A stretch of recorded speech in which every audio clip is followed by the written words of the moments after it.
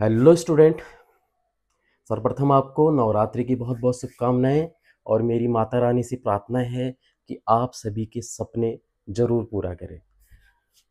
तो बच्चों, आज हम हेलो अल्केन्स का हमारा लेक्चर नंबर सेकंड है और लेक्चर नंबर सेकंड में हम आज देखने वाले हैं nature of C X bond in halo alkanes. Halo alkanes में सी एक्स बंध की प्रकृति। वैसे एक हेलो अल्केन्स का जो जनरल फॉर्मूला होता है, जो सामान्य सूत्र होता है, वो होता है आर एक्स। हेलो अल्केन्स का सामान्य सूत्र है आर एक्स। यहाँ पे आर क्या है? एल्केन है। एल्केन मतलब इथेन, मीथेन, ब्यूटेन, कोई भी एल्केन हो सकता है। और एक्स क्या है? एक्स हेलोजन है। वो फ्लोरीन, क्लोरीन, ब्रोमीन, आयोडीन, कोई भी हेलोजन हो सकता है। ठीक है, तो एक रियल फॉर्मूला लेते हैं। जैसे CH3 एल्केन है, एल्केन के साथ हेलोजन जुड़ गया है, क्लोरीन जुड़ गया है, ये बन गया हमारा हेलो एल्केन।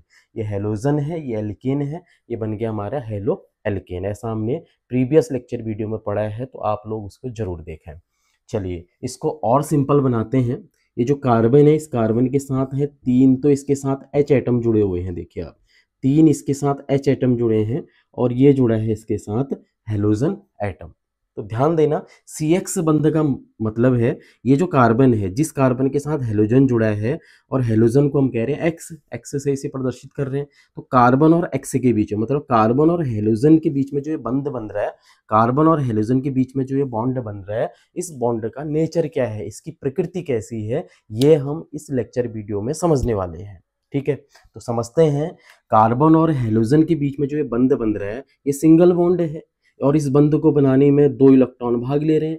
कार्बन और हेलोजन के बीच में जो ये बंध बना है, इस बंध को बनाने में 2 इलेक्ट्रॉन भाग ले रहे हैं। एक इलेक्ट्रॉन क्लोरीन का है, एक इलेक्ट्रॉन कार्बन का है। इनके बीच में इलेक्ट्रॉन की शेयरिंग हुई है, तब जाके बॉन्ड बनाए हैं।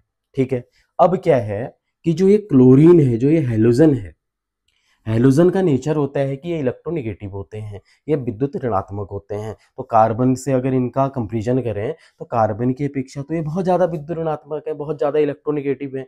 तो इलेक्ट्रोनेगेटिव एलिमेंट की विशेषता क्या होती है कि वो क्या करते हैं, इलेक्ट्रॉनों को बड़ी तेजी के साथ क्या करते हैं, अपनी ओर अट्रैक्ट करते हैं। वो इलेक्ट्रॉनों को क्या करते हैं, अपनी ओर आकर्षित करते हैं।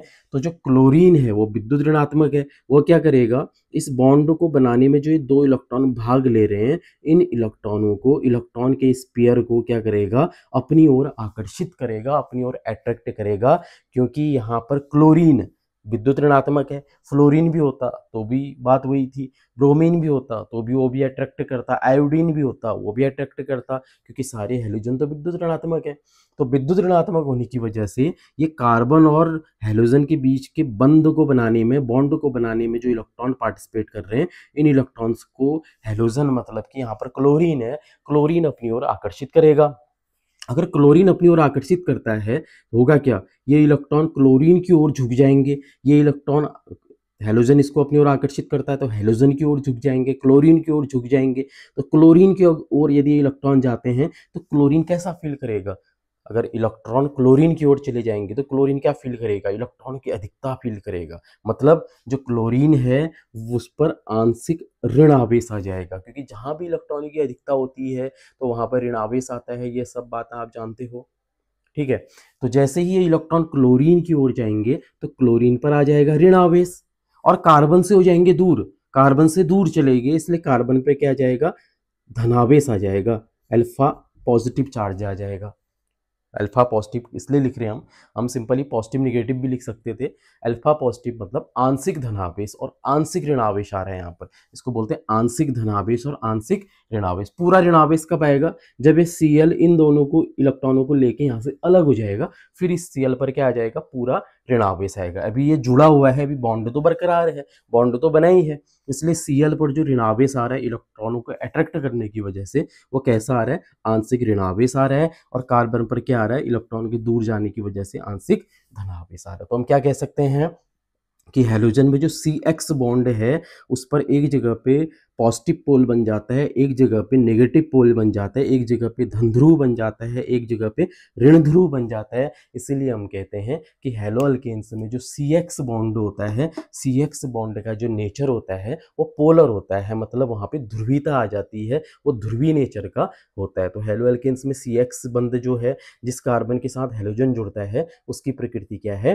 ध्रुवीय है। ठीक है, उसका नेचर कैसा है? पोलर है। क्यों है? क्योंकि हैलोजन एटम क्या है? इलेक्ट्रोनेगेटिव है। इलेक्ट्रोनेगेटिव एलिमेंट की विशेषता है कि वो इलेक्ट्रॉनों को क्या करता है? अपनी ओर अट्रैक्ट करता है। तो हैलोजन इलेक्ट्रॉनों को अपनी ओर अट्रैक्ट करेगा तो इस पर आंशिक ऋण आवेश आएगा, क्योंकि वो फील करेगा इलेक्ट्रॉनों की अधिकता, इलेक्ट्रॉन रिच वाली फीलिंग उसके अंदर आएगी, तो उस पर क्या आएगा? ऋण आवेश आएगा। लेकिन पूरी तरह से इलेक्ट्रॉन को ले तो नहीं गया ना, बॉन्ड तो बना ही है, इसलिए पार्शियल नेगेटिव चार्ज आएगा। ठीक, कंप्लीटली नेगेटिव चार्ज नहीं आएगा, पार्शियल नेगेटिव चार्ज आएगा। वैसे ही यहाँ पर पार्शियल पॉजिटिव चार्ज आएगा।